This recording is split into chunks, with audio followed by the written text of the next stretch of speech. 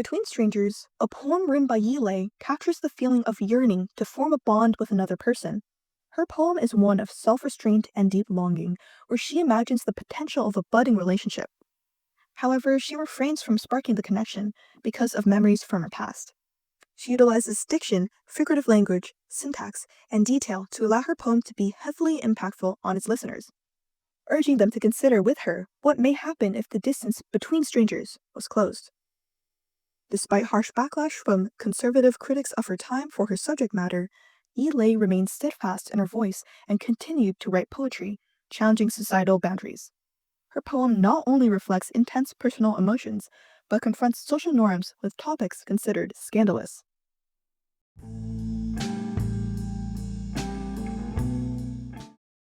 Yi was born in Tianjin, China in 1951 under the name Xun Guizhen to a working-class family.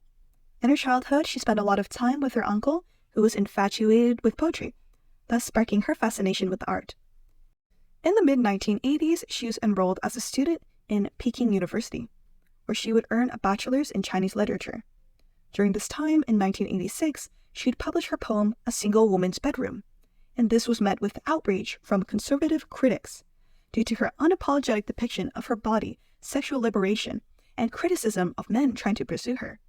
The issue of People's Literature in which the poem appeared was soon after recalled and destroyed.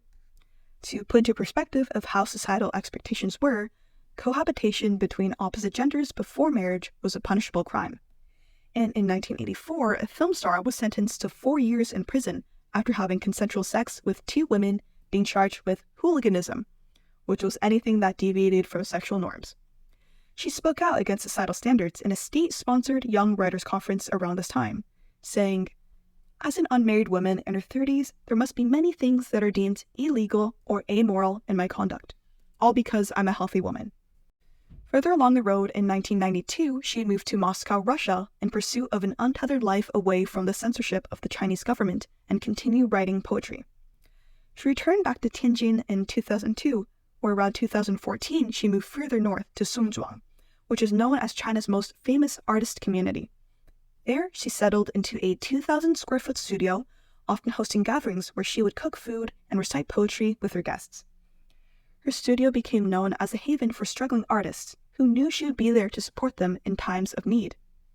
Unfortunately, during a trip to Iceland, she passed away at the age of 67 from an unexpected heart attack. Yi is known as one of China's most influential figures on Chinese poetry in the 1980s, addressing topics considered controversial and standing up to the censorship of literature.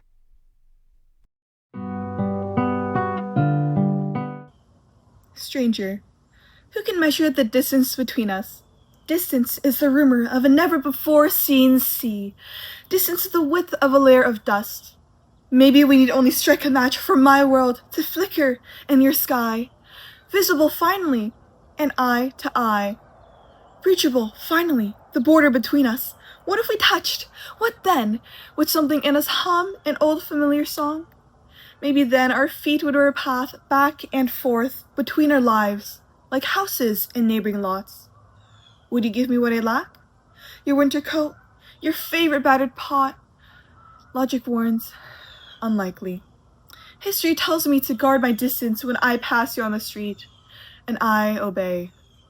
But to stumble into you, or you into me, wouldn't it be sweet? In reality, I keep to myself, you keep to you, we have nothing to rue. So why does remorse rise almost to my brim, and also in you?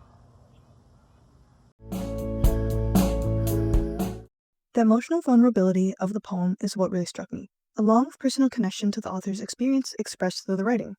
Yi doesn't shy away from writing about the remorse of not taking the chance to form a relationship, and it made me feel as if my feelings were being recognized and validated. I believe human connection is an integral part of society, and to crave it is a universal experience among us.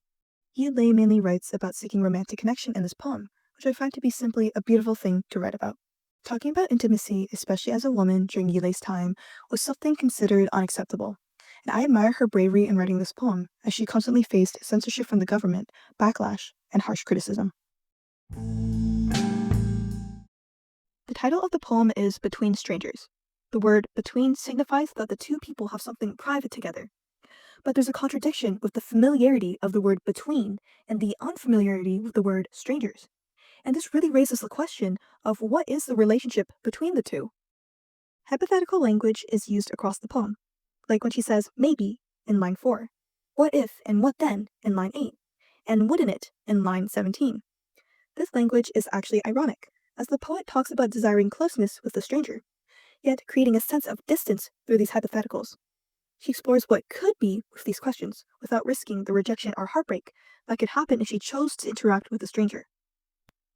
The word rue used in line 19 is an archaic word. This in particular stands out against the modern colloquial language used in this poem, which brings attention to it. The word rue means to feel sorrow over, and in the last stanza, this is important because the poet describes how she feels regretful after passing by the stranger. When Yile says in line 14, history tells me to guard my distance, she personifies the word history.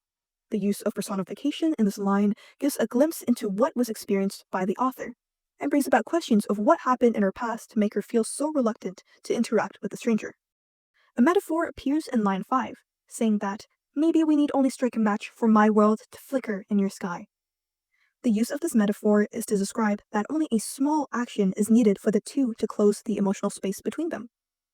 It's a significant part of this poem because it's essentially saying that a relationship between the two is tangible, and that all that is needed is for one to approach the other.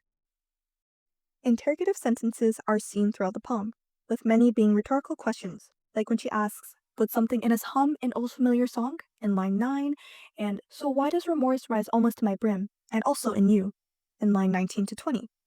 These two rhetorical questions in particular are used to provoke thought, exploring the possibility of a connection beyond the barrier of strangers.